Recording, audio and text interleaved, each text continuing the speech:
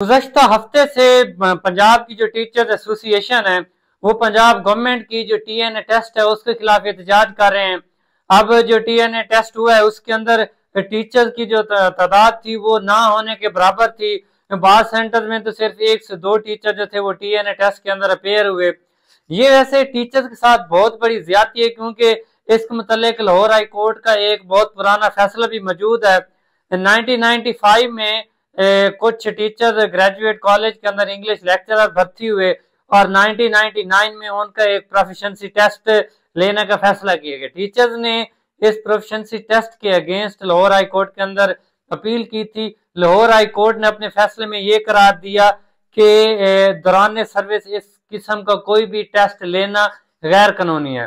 तो जो पंजाब गवर्नमेंट ये टेस्ट ले रही है तो ये जाहिर है गैर कानूनी है। जब आपने टीचर्स को भर्ती किया तो उस वक्त आप ये चीज देखते कि क्या वो क्वालिफाइड हैं या नहीं है।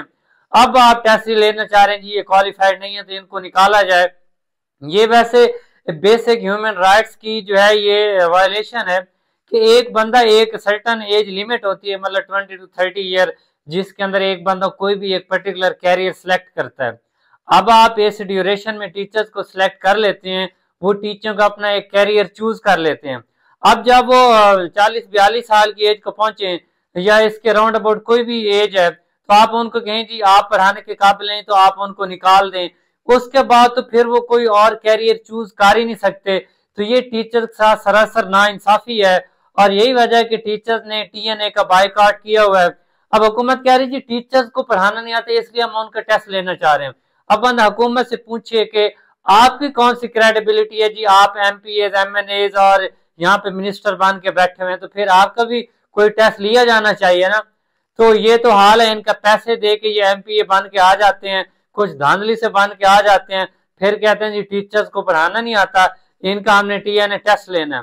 अब टीचर साथ इन्होंने बहुत बड़ी गेम खेलने की कोशिश की है।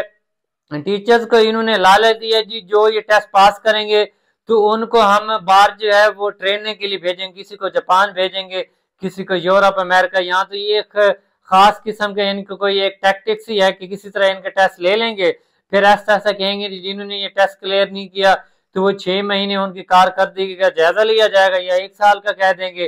फिर ऐसा ऐसा कहें जी इनकी जो कारकर्दगी है वो मुतासर कौन नहीं है तो उनको फिर निकाल देंगे। फिर जैसे ही सरकारी स्कूलों के अंदर सरकारी टीचर जो है उनको निकाल देंगे, वहां पे टीचर्स की कमी हो जाएगी तो फिर कहेंगे जी यहाँ पे बच्चे ज्यादा हैं टीचर्स कम है तो फिर हम इनको प्राइवेटाइज कहेंगे, फिर हम इनको प्राइवेटाइज करने जा रहे हैं। तो इस तरह ये दरअसल स्कूलों को प्राइवेटाइज करना चाहते हैं, लोगों से तालीम का हक छीनना चाहते हैं।